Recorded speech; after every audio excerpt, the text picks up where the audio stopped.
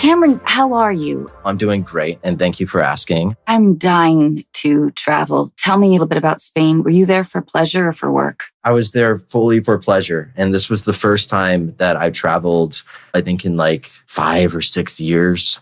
I don't vacation, and obviously no one has been vacationing for the last couple of years.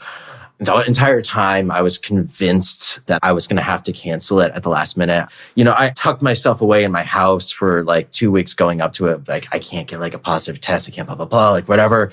I didn't even like want to go to the grocery store. I was just like, oh man, I can't do this.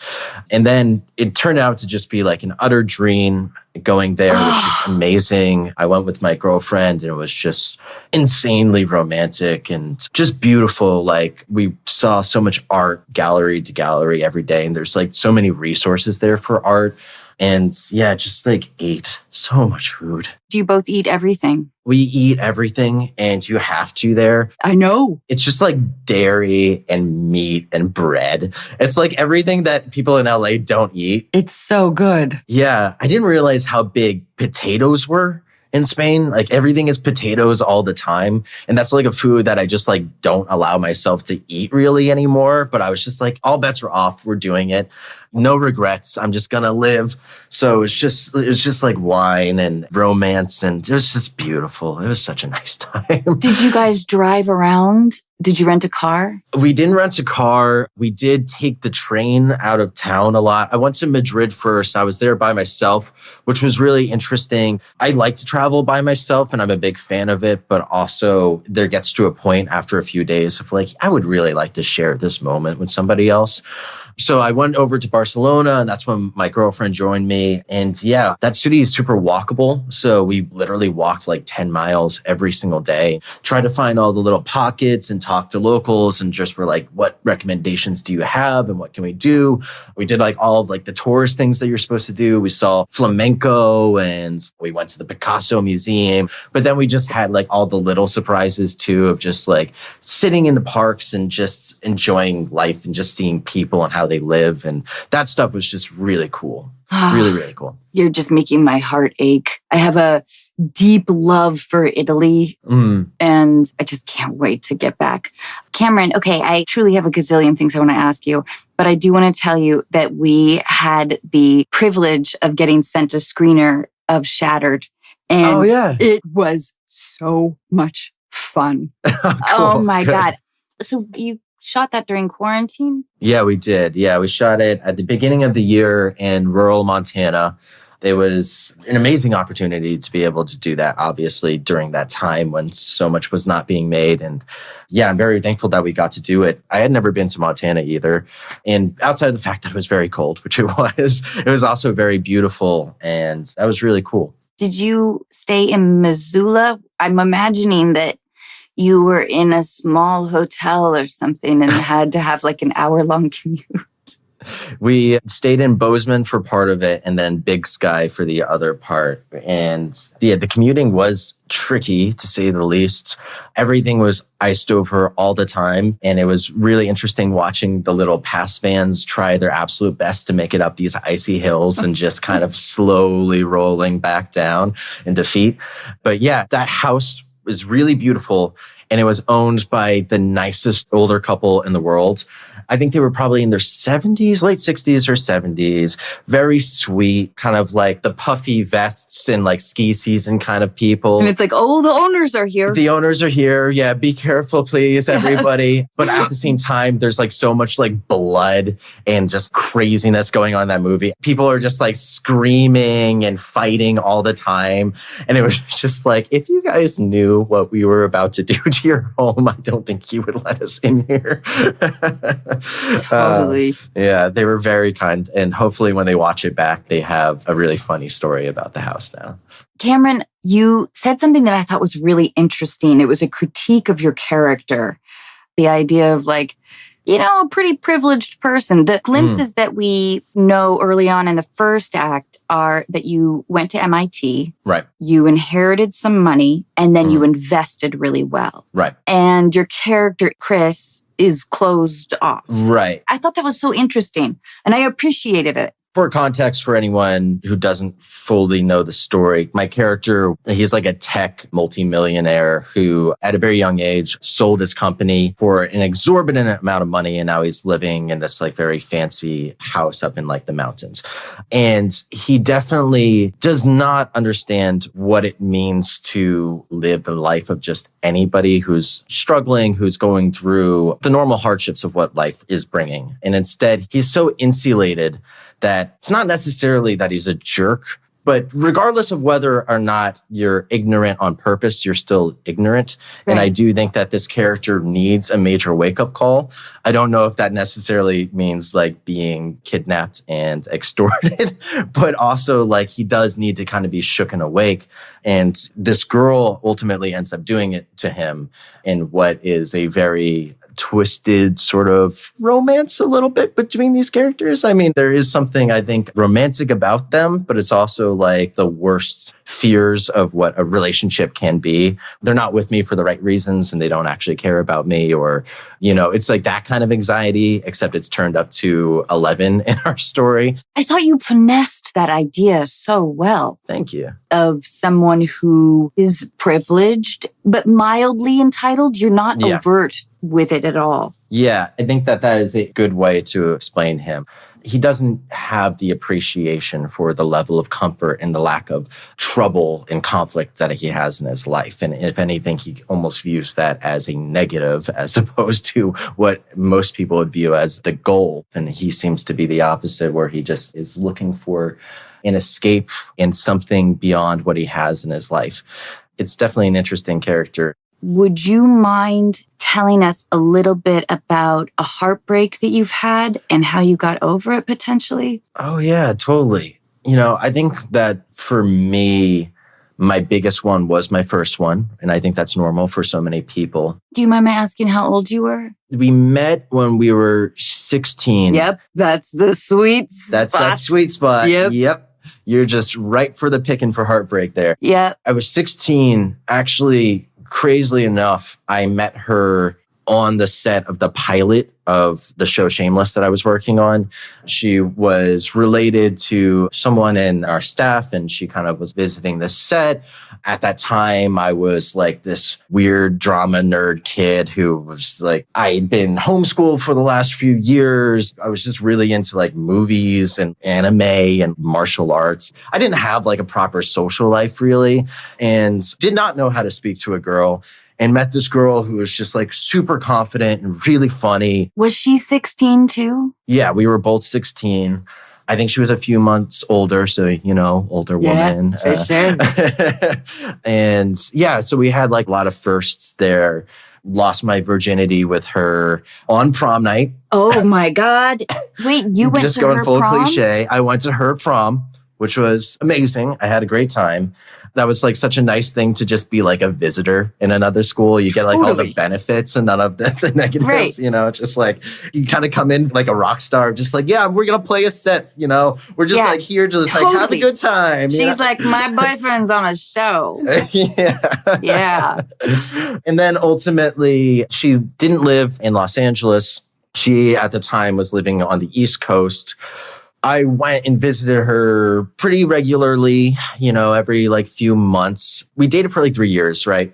When you're like 17, 18 years old, you do not have the finances and the independence and that kind of stuff to really be able to be traveling and supporting like a long distance. To cultivate a relationship. Exactly.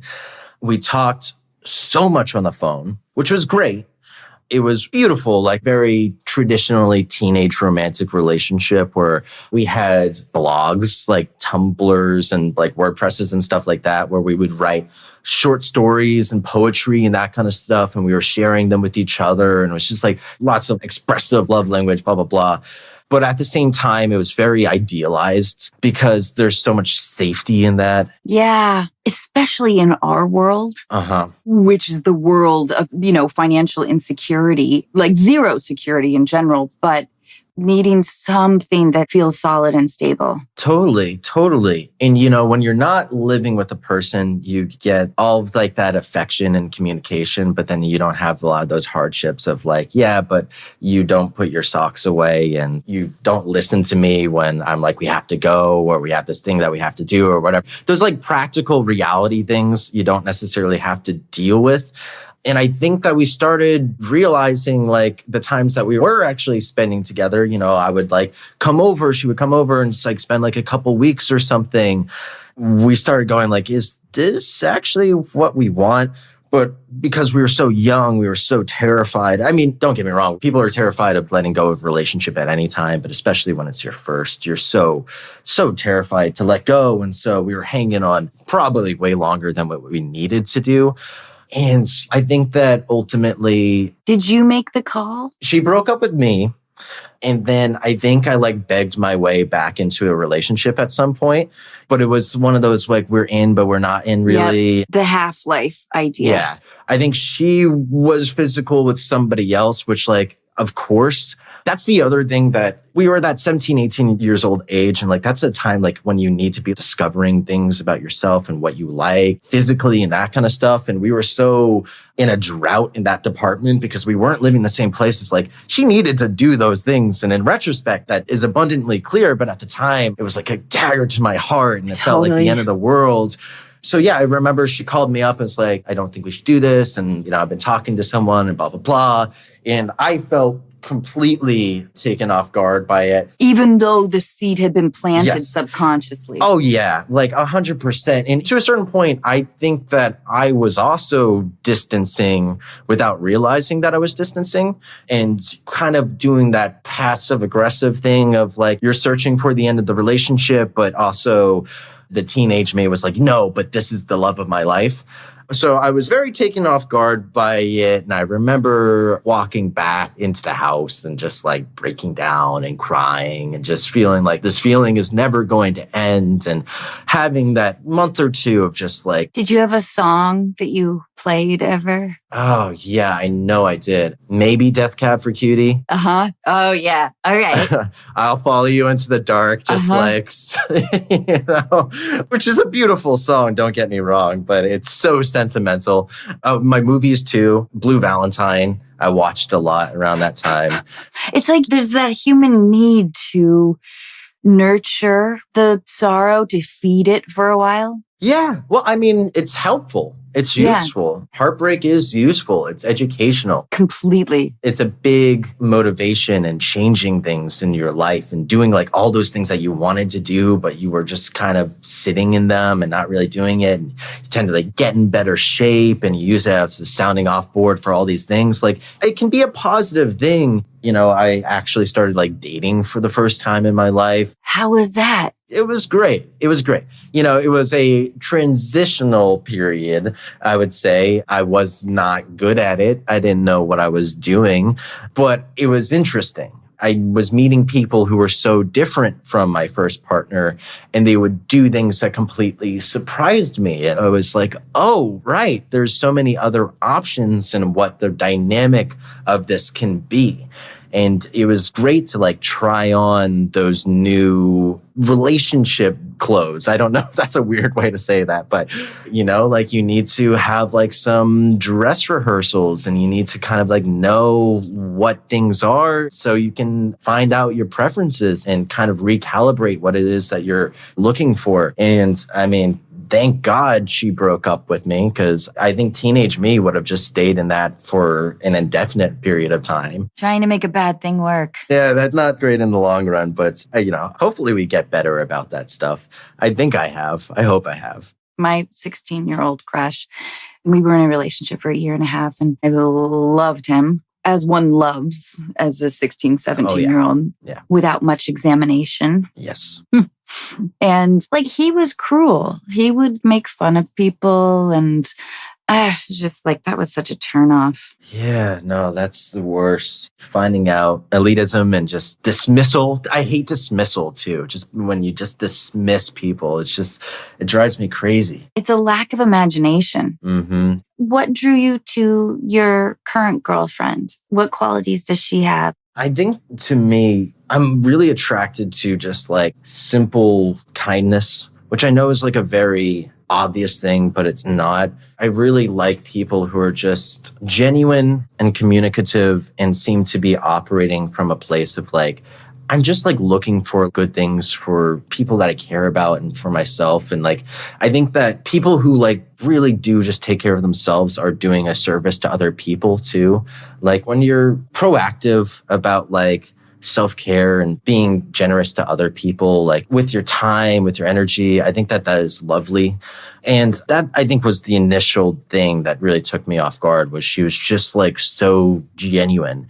You know, I think that upon first meeting, I was kind of wondering, like, is there an ulterior motive to this? You just seem like nice, you know? But it's interesting. When I say nice, I don't mean complacent. Like, I really like people who are down to kind of communicate difference. You know, they'll call out something that they think is kind of like, ugh, that's weird. You know, again, it's not coming from a place of I'm trying to change you or something like that, but it's just coming from like, I observed this thing and I like talking about it, you know? And I think that kindness is also like communicating effectively and doing that from a place that is like generous. And I think that that's what I noticed as well. There was a really lovely dynamic upon first meeting that's continued for going on 2 years at this point. I am really happy for you. And I love it that you Thank sort you. of specified maybe the common misperception that the idea of kindness is linked to weakness, when generosity of spirit requires courage and strength and confidence, you know? I think it's just lovely. I don't know if you've already talked about this on your podcast or in other things before, but what attracted you to your partner initially? Thanks for asking that. Kindness, but also honesty and sincerity. He looked at me sort of steadily in the eyes when I would ask a question. He is a DP and didn't talk a ton, but I would. Partly awkwardness and partly like my own sense of bravado and quiet on a level that I hadn't had before, I think. I just appreciate him so much. And he also just like can't get enough of me either, which is kind of rad. That's great. That's great. It does. It feels really good. It's really nice that you asked that because actually I don't think anybody has. So thank you. Yeah, it seems like you have a lovely relationship for the dynamic of like, because we're artists, we tend to fill a lot of space, like as performers, you know, Yes. it's something that like we feel uncomfortable with silences and stillness. Totally. We're so just searching for that approval. I just said something really funny, honey. And Yeah. like, well, where's the laughter? Yeah. Like, come on. Okay, our first caller is Julia.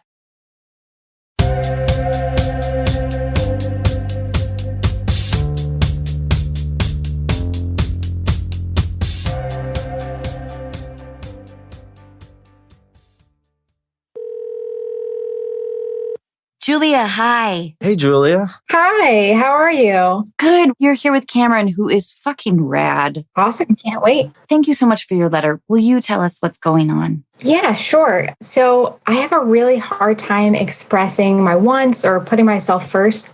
You know, let's say my husband wants Indian food for dinner, but I want Thai food. I'd rather get the Indian food because like it'll make him happy. And if we got what I wanted, I kind of feel guilty the whole time because we did what I wanted.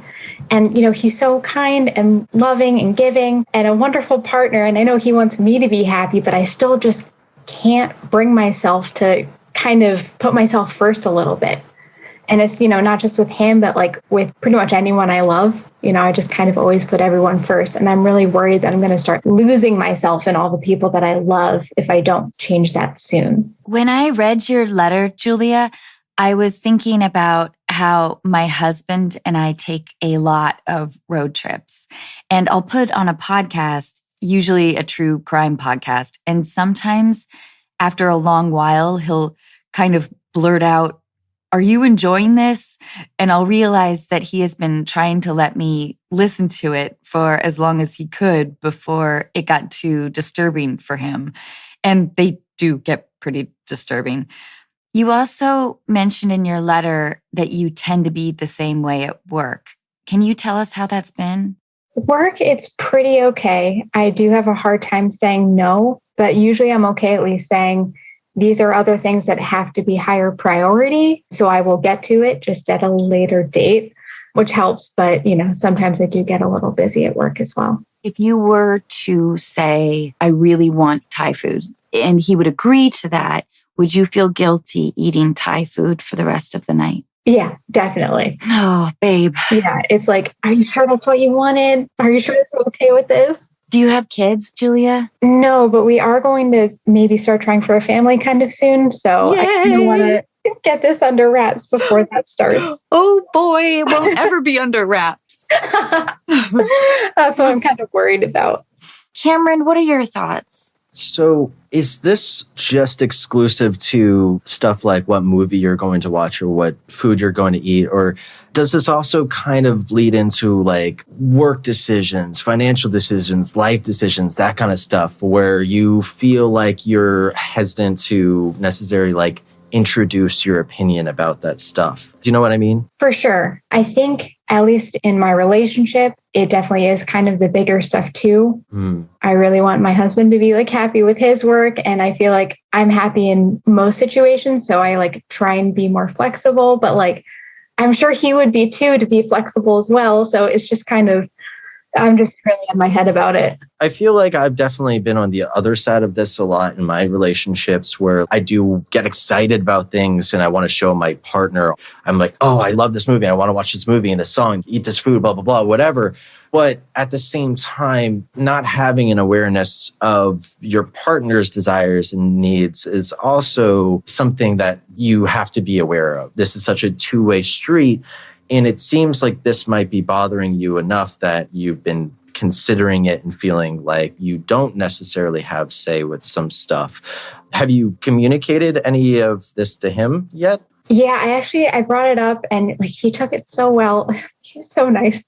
He took it so well and he's like, okay, well, just let me know what I can do, like how I can help. And, lately he's like caught me a few times where I'm like, okay, well, whatever you want. And he's like, are you doing the thing where you're putting... That's really That's great. a good sign. Yeah, he's really great. So he's catching me on it, but I'm still doing it. Even though he's well aware and he's trying to help me, I'm still doing it. So something has to change. I wonder if you can emphasize this idea again, like using the Indian Thai food example. If you can say, baby, even if you let me get my way, I'm still going to feel like you're not enjoying this as much as you would be enjoying Indian food. And it's kind of in my nature, and I want to work on this. Right. I don't pick up the idea that you're harboring a ton of resentment. No, I don't think I am because, I've always heard like resentment's kind of the enemy of a relationship and it will kind of crumble it from the inside. And so I really don't think I do. But at the same time, it's like sometimes I just wish he knew what I wanted so then we could actually just have a conversation. But really, I just need to communicate what I want. He can't read my mind. It sounds to me like you both have a little bit of work that you need to do. For him, I think he should take an extra step to ask what it is that you want in one of these positions. It's not necessarily that he introduces his idea and says, is that what you want to do? But he first asked you so that you don't have that guilt of, oh man, we're eating the Indian food now. If you are given the opportunity to be able to express that, then I think that you're not necessarily going to feel this conflict. By the same turn, though, I think that you shouldn't feel any guilt about wanting to do the things that you want to do. I mean, I think that that is such a lovely thing. You seem like a smart and very nice person, and I'm sure that you're doing something that you want to do simply because that's a thing that you enjoy, or that's the decision that you want to make in your life. And I think that when you feel yourself sinking into that feeling of, oh God, am I doing this just for me? It's like Anna has something that I think is lovely that she used to say, I'm sure she still does, which is that you should be selfish in love. And I think that that's true in the sense of like, you have to take care of yourself and you have to be doing the things that make you happy and make you feel full. And a partner is going to love that and respect that if they love and respect you, which it sounds like you both have that for each other. And the reason why I think it's so smart that you flagged this a little bit, because if you are thinking about having a family, that element will only amplify as you give more and more of yourself and give up, things that you love or feel strongly about. I would say, baby, I kind of want Thai food tonight. And I'm having a hard time with feeling a little bit of guilt around that. Will you just tell me that you really want Thai food too?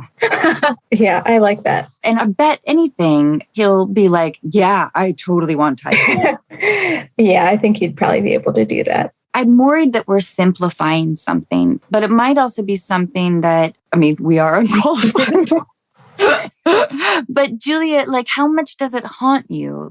Do you stay awake at night wondering if you're too passive in life? I guess I just worry that I'm going to get 10 years down the road and not know who I am anymore because I'm just lost in everyone else's things. Do you have a circle of friends or family or someone that you use as a jumping off point for decisions and that kind of stuff before going to discuss it with your husband? I definitely have really close friends that we talk about, what's going on in our lives, but I feel like I generally do talk with my husband about it first. So I think what you're getting at is I should talk to my friends first, maybe so I can solidify. It might be helpful, I think, for certain things of just having a backup second opinion about a thing, and when you have that, you might feel a little bit more secure in your decision. Obviously, not so much for Indian food and Thai food, but for big decisions that you feel are going to affect you and you don't want to be harboring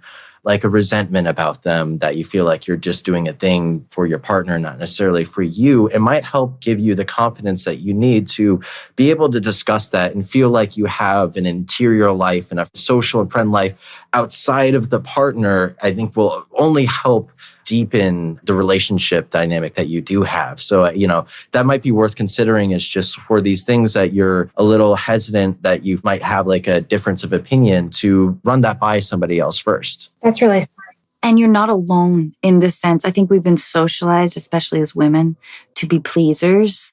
We're not happy unless everybody in the group is happy. And does everybody have their forks? But it sounds like you have an incredibly receptive partner. Mm-hmm. And it sounds like you could tell him something like, I am a little worried. I used to like doing this and I used to like doing this. And now I don't do those things as much anymore. And I love you so much and I want to have a family with you. But I do think that as we have kids, I know that will dissipate even more. And I'm worried about my own sense of frustration. And I just want you to be aware of this. There's nothing that you have to do necessarily. Just hear me a little bit on this sometimes. Does that sound like good advice? I think so. I think he's aware of me being worried about all of this stuff, but not in I am worried about X, Y, Z. So be aware so it doesn't happen, maybe. Do you have an activity that you do in solitude at all? I like to exercise. I try to exercise most days. I think that's an important idea to kind of just keep up so you have that moment to yourself, that it's just you and you get to pick the playlist. Mm-hmm. Yeah, I think that something like that, or if you feel like there's anything that you've lost a little bit just due to compromise in life. And I know it's kind of hard right now because we've all been at home so much more than what we would normally be. And it feels like we're losing ourselves so much in general. But it might be worth considering trying to take that time out for yourself. If there are these things that you really like doing, to make sure that you regiment some of that time for you, to make you feel like you're cultivating these things that you enjoy and that you're taking care of yourself and having your own independent life, you don't want to be compromising so much now, considering that you obviously are going to be giving up a lot in a lifestyle change if you guys do have kids. So you should continue to bring that up and just allow each other to have the space to change and to, improve that aspect of your relationship. And I think that that's all what we're trying to do all the time is just look for those little improvements. And I'm really wishing the best for you in that aspect. Thanks. I appreciate it. I think that's really great advice, Cameron. Julia, does your husband work long hours? Long-ish. It's not super long, though. Do you feel like you need to be home when he gets home to have like dinner ready and stuff like that? Not necessarily to have dinner ready, but like I don't like making plans in the evenings because I like want to spend time with him, but we live together. So yeah. We spend plenty of time together. I would like in the next few days when the time is right, when you guys are both relaxed, I would kind of lay this out for him a little bit. Mm-hmm. Tell him what you wrote to us and what you told us, that it makes you happy when other people are happy. But the other side of that is a little bit of like, oh, is my voice being buried? Mm-hmm. And am I doing it? Am I burying my own voice sometimes? I bet he would hear that, Mm-hmm. But I hear you, Julia, you're not alone. And I think for a lot of women, I'm in my 40s. I think that this is very much the pattern we've been socialized to do. Definitely. Yeah. I'm really happy for you, though. Thank you. It sounds like you have an awesome marriage, and I'm really excited for you guys to have babies. And I so appreciate you writing to us and talking with us. And I hope we gave you some good food for thought. I think so. I think you guys really helped. Like, I'm definitely going to try and make sure I kind of do things for myself. Gentle communication. Mm-hmm. I promise you won't be annoying. And I bet that he'll be like, oh my God, yeah, you're right. Mm-hmm. Let's get Ty. Right. Coming from somebody who's been on his side of that so often, I'm always really appreciative of when my partner does voice that and does help me because, a lot of times it's just, I'm not aware. Mm-hmm. And I just need a little bit of that reminder and that wake up. And it's so appreciated. Obviously, no one is a mind reader. And if this is something that's on your mind, I think he will really, really greatly appreciate you communicating that. It'll benefit not only you, but also him as well. Yeah. Julia, thank you so much for your letter and for talking with us. Thank you, Julia. Yeah, thank you so much. I feel like you guys were so helpful. I can't wait to talk to him. Good. And don't forget that we are also always evolving. Mm-hmm. So the idea of losing oneself is kind of a murky idea. Sure. That's kind of the awesome thing about being human, I suppose, is that we have this capacity for constant engagement in our own growth. Yeah. Thank you again. Truly. Thank you so much. Yeah. Thanks so much. Take care. Bye, Julia. Bye, Julia. Bye.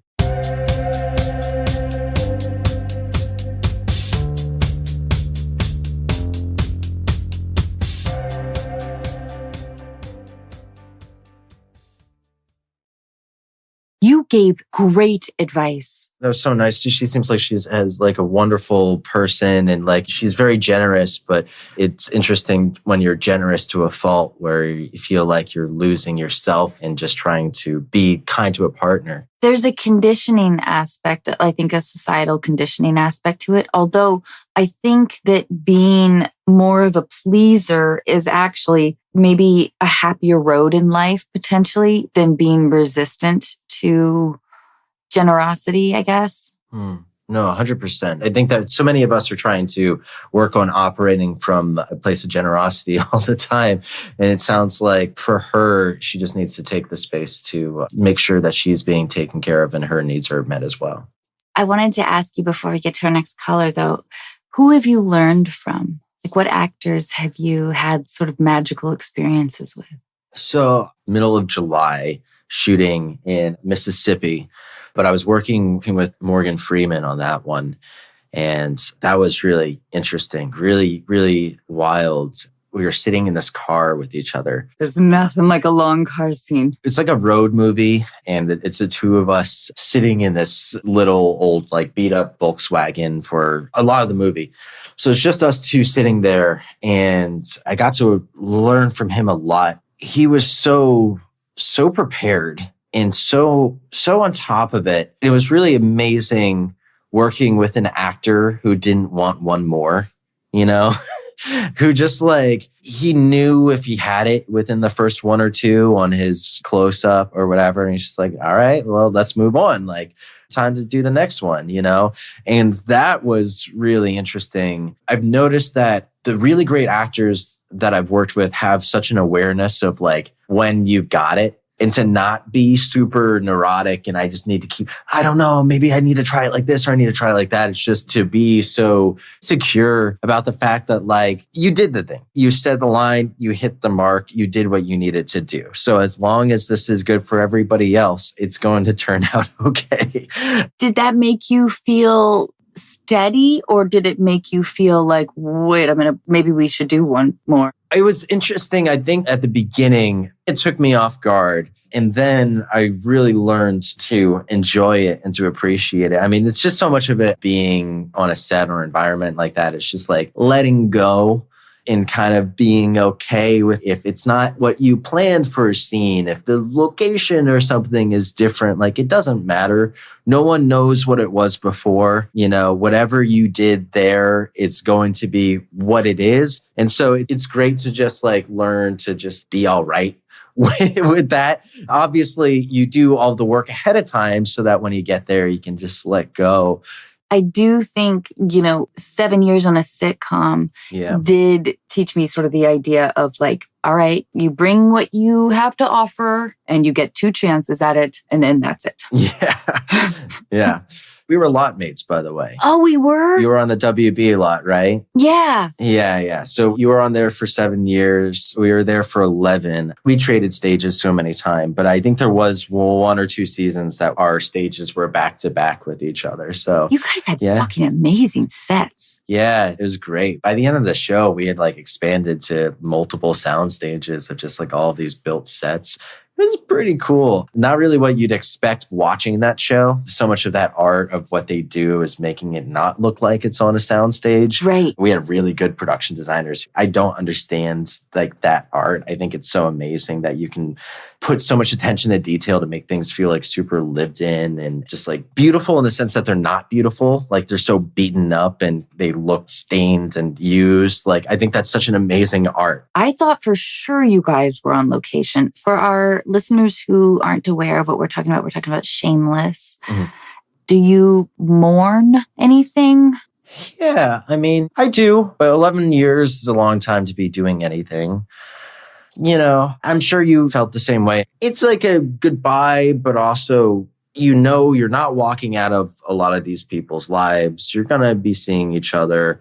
And regardless, it's like a shared experience that you all had. And it's immortalized forever as the show. So it's okay to let it go. Totally. Yep. And also, it does feel really good to have that chapter be closed and to be like, all right, now I actually get to do a bunch of new things and experience new challenges. And even when it's difficult or it's not like as secure as what you had, that feels kind of great too, to be like, yes, I'm back out in the wild. That's a fun feeling. Yes. Back out in the wild with insecurity. Yeah. Okay, our next call is with Jonathan, who titled his letter, "How Can I Be Friends with My Ex If I Still Have Feelings?" Oh boy. Okay. Hey, Jonathan. What's up, Jonathan? Hi. Thank you for your letter. Will you tell us what's going on? So I was dating my ex for about 2.5 years, and it all happened like really quick. I had moved back to Arizona from living in Maine, and I ended up getting my own place, which I didn't expect someone to move in with me. And then about maybe after 2 months of dating, he moved in with me. Did you meet him in Arizona or did you know him back in Maine? We met here after like a month of me living here. Gotcha. Okay. And he was in a bad living situation. So I offered for him to move in here.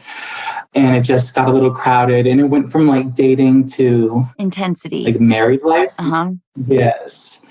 But the first year was really good. And then COVID happened and everything like magnified. And it wasn't like it was before. But we had like trauma bonded over like a bunch of things. Like since moving here, I had been in 2 car accidents and my cars were totaled. So he had like let me use his vehicles while I was looking for another one. We had gotten a dog together, and I had wanted to adopt an older dog, and she lived for about another 6 or 4 months. And then we put her down. So it was just like all these things were kind of happening. But we ended up breaking up, and it's like nothing that either one of us did. I just kind of confronted him that we're kind of stunting one another. I just didn't feel my best. I didn't feel as happy as, I normally do. And he agreed that he didn't either. And last summer, he actually was looking for places before we even had this conversation. Oh, interesting. Okay. Yeah. Unbeknownst to me. And I was about to start a new job, and then there was the weekend and then me starting the new job. And he asked me like on a Thursday, like, what are we doing this weekend? And I said, like, I don't have any plans. And then on Friday, he said, well, I only asked because I'm scheduled to go see a house in New Mexico. And he's like, I didn't want to tell you because I didn't want you to be pissed off at me all week. And I told him, like, I'm pissed off now because you didn't tell me, and now you have plans to be gone for the weekend. He didn't end up getting that house, but in August, I think, is when we had our talk.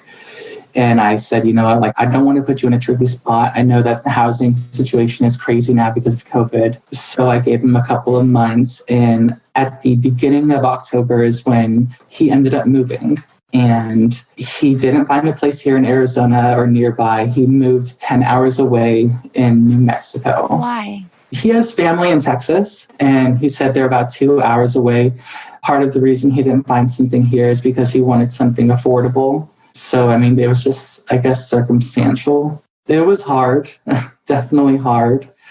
But it was even harder because, so he moved out, I think, the first or second weekend of October.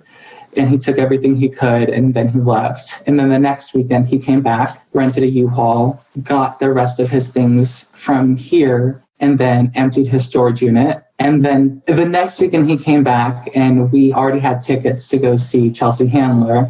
So we did that together. And it was hard that time because it felt like, we were dating. Right. He had his arm around me at the show.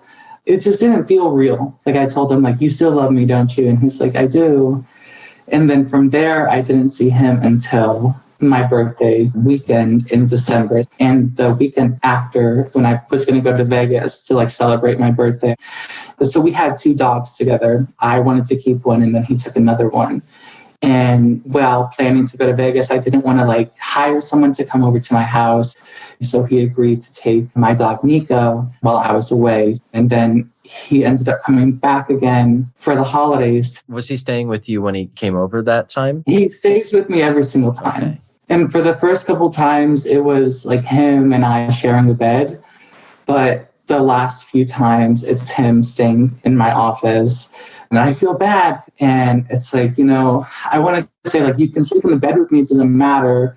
But at the same time, it's like me kind of normalizing what isn't normal anymore. I know in your letter you mentioned an age difference. Yeah, so I think I was 25 when we met, and then he was 42. So I'm 28 now, and then he's going to be 45 this year. And you had the apartment. Yeah, like I had literally moved from Maine in February, and then I think I finalized everything at the end of April. So I just immediately bought my own condo. Maybe a month or 2 afterwards, like we were full on living together. And I think it built a lot of resentment. Sure. Would you say that you were more of the caretaker in the relationship? Definitely not. Okay. I was so used to being independent, doing everything for myself. And he is such a people pleaser. And I really leaned into that to the point of like codependence. So it sounds like if he's looking for places in New Mexico, he was deceitful in the sense that he was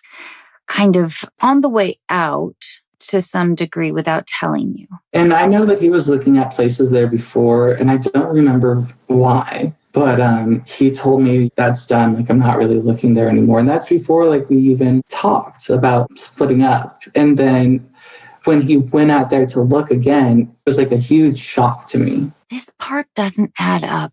Right.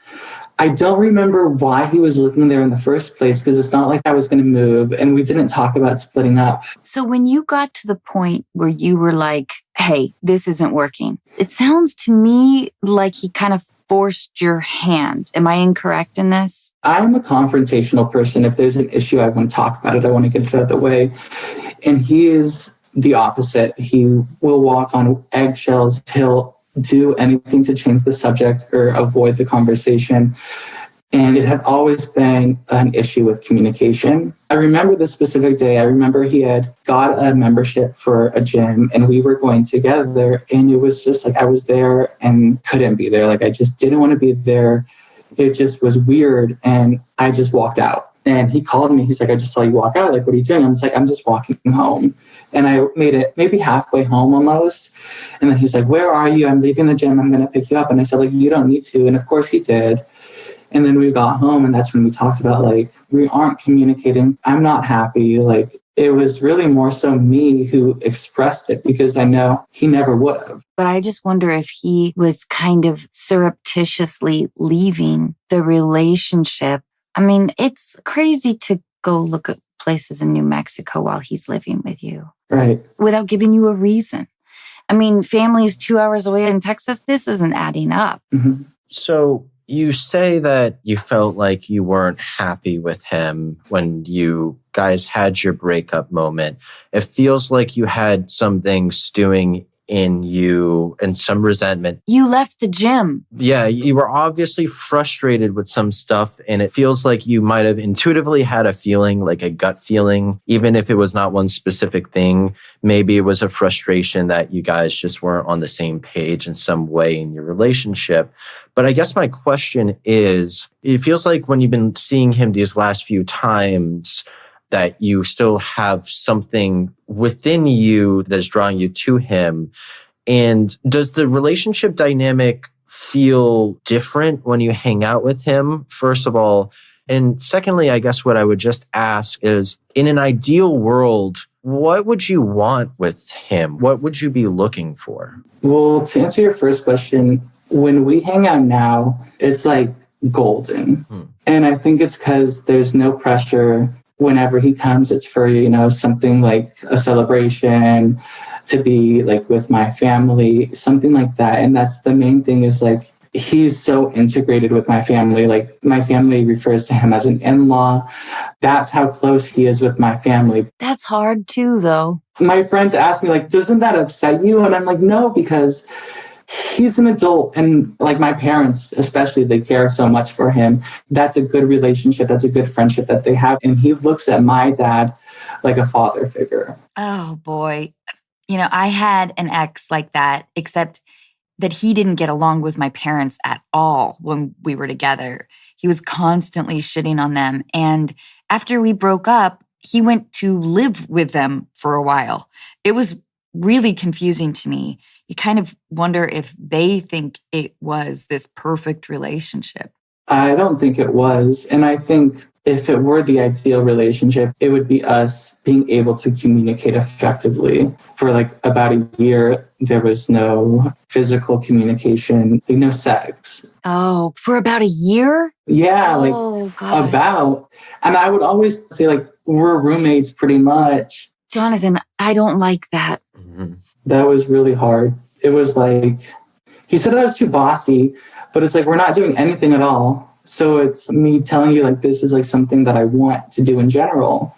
So that can't be a reason that we're not doing anything. After you guys broke up, were you ever physical with each other past that point? Or was that over and done with in that dynamic? No, never afterwards. Mm-hmm. Like the last time he was here, for example, like I didn't give him a hug immediately when he came. And then when I did, like I was holding on tight. And then something playful that he used to do with me was like pinch my nipples. And he did that. So it's like, it was a turn on. And then I didn't know what to do with that energy because it's like, well, we're not together. I don't like it that he's speaking a language that no one can read, that no one can understand. And he's like already moved on. That's the issue. Like, I think that I have, it's kind of hard on me is that he's already over it. And part of it is that he has a new house now and he's spending and investing all his time with that. But like, I just don't understand. And, you know, everyone's different, but I just don't understand how after almost 3 years of being with someone, you can just like be done. Like, you can see me as a friend already. No. Well, it sounds like the year without intimacy. That's a big deal, you know? Yeah. You should be loved the way you want to be loved because you're a person who can give love. But it sounds like that was also reactionary from his behavior. Definitely. Yeah. And it sounds like he's got a couple of mysteries there. And does he have communication with your family outside of you? Yeah. Yeah. When he was coming for the holiday, I just didn't really that was the main question in my letter was like, I don't know what to do at this point because I want to be able to move on like he says he's moved on. And I don't know how to continue with communication. So what I've been was just like kind of pushing him away. Like we would talk on the phone because he's like my go-to. And then he'd be like, well, I'll talk to you tomorrow. And I was like, or we don't have to, like, or you can just call me when you're headed over here. But he, outside of that, would communicate with my family, like what's going on with his house or like just things that have occurred. And like this last time when he left on Christmas Day, he left the dog with me and the dog was crying and like, oh God, we don't need the dog being dramatic. Right. So he's walking away and he texts me that he left something. So I bring it down. I'm like welling up at this time and he's like, you'll see me again. And I told him, I'm like, it's not like that. I'm like, Nico's feeling abandoned. I'm feeling exactly how Nico is feeling. And I just get emotional every time you leave.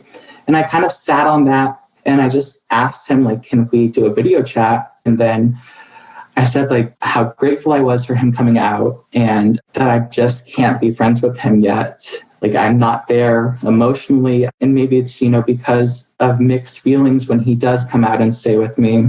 But I told him, like, I've been trying to ice him out, but no matter what, he's always going to be there for me. And he's made that clear. And I was crying and crying and crying. And I said, you know, it's just so difficult for me because I don't want to have to do this, but I need to do it because I want to take time for myself to heal. And I know that means that I can't talk to you. Jonathan, I really think that's wise. And I can imagine how hard it must have been for you. It sounds like you intuitively know what you have to do, though. You broke up with him because it didn't feel like your communication was working. You said that you need to take time away because you're not emotionally there. And it seems like you so intuitively know this to be true. And I would say that generally your gut is right on this stuff. You have to listen to that instinct that is telling you something isn't right there. And I question a little bit him coming around and not really respecting that because it sounds a little bit like you both are kind of looking for that comfort and security of that relationship without necessarily the thought of what the relationship should be. It sounds like him coming by and staying there, and it feels a little bit like he's satisfying some sort of itch without necessarily being there as a dependent partner in all ways that you need to be. And it's not that you can't be friends, because it sounds like, if anything, that's where your relationship worked, was as friends. But if he is your friend, he should be respectful of the fact that you probably can't be friends now. Yeah. I feel like you might be able to be friends once you're in a relationship down the line, if that's something that you want to be, but probably you won't want to be at that point. You know, it feels like at this time, because you were in something for so long, that you're not going to be able to find this thing or whatever. And the truth is, you're probably going to be able to find something that makes you happier from a moment to moment basis. Yeah. It's crazy because when I think about it, it's like, I've never felt love unconditionally the way that he's. It was, though. He wasn't intimate with you for a year, and he was looking at places in another state without you knowing. That is very conditional. And he's infiltrated himself with your family. I'm sorry, Jonathan, is this too much? No. I mean, it's good hearing it from a different perspective, because it's like maybe I'm just seeing it through filtered lenses. I don't like the infiltration with the family. I don't like looking for another place, and I don't like the lack of intimacy. I also think it's interesting that you described yourself as being taken care of when he's, you know, a decade plus older than you are, moving into your place, needing some things from you. Yet you are generous enough to describe yourself as having been taken care of. Does that make sense at all? Yeah. Cameron and I were talking early on about how heartbreak is ultimately helpful to our development as people. Unfortunately, time seems to be the only solution to it. Time and like really sad music. But the distance does help. Yes. And I think that, it might be a silver lining that he's moved away, because I think that a clean start is for the best. I think that these phone calls and the texts and this communication is putting you in each other's orbits enough that it's only lengthening a problem. And I don't think he's doing any work to change anything here. And it doesn't seem like he necessarily has an interest in making that effort. And I think that it's probably in your best interest to look after yourself. And the fact that you said that you do need to take space and that he wasn't receptive of that also kind of speaks volumes.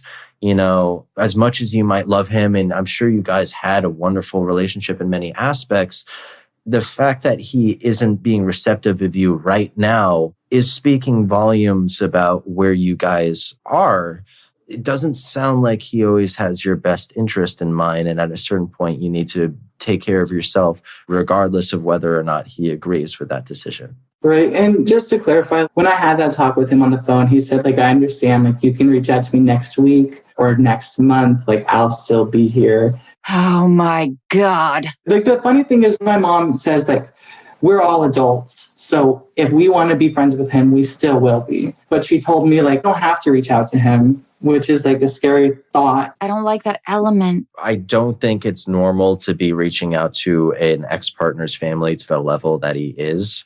And to me, what that reads as he doesn't want the relationship, but he likes all the comfort and security blanket that a relationship gives. Totally. And he's keeping you around enough as a fallback so that he has a little love pod stored away that he can reach into and at any time and just here's this little bit of affection and pining for me. The family I never had. Exactly. Yeah, he's coming out again. Oh, God. Right. So I'm debating, should I go out of town for the weekend or something? Yeah, do what you can to avoid him and then distract yourself. And that's what I've been trying to plan. I have an English degree and I want to start applying for an MFA in creative writing. Yeah. So I'm reaching out to old professors and writing again and doing all of that just to get my headspace clear. We were just talking about that, the good that comes from heartbreak. Maybe you can find a way to write about it. I just don't think you guys wanted the same things. No, I understand that now. Yeah. And at some point, it doesn't have to be now. I would potentially ask in your family to slowly cut off the relationship. The fact that you guys still are in each other's lives is sending a signal to your family to kind of keep doing that. And unfortunately, they might be continuing that relationship for a while, regardless of whether or not you feel. But I think that you're naturally going to drift away if you start separating your lives and seeing other people. I really do think that it's about time that you get back on the horse. You don't need to go on all of the dates. You don't need to do all of the things, but to put yourself out there and to allow yourself to be open to that. I think you might really surprise yourself with, what you find and what these new relationships might bring. And I also do have to say that going after your career and your passion is by far going to be the best benefit for you, and just take care of yourself. Right. I really think your hand was forced with this breakup.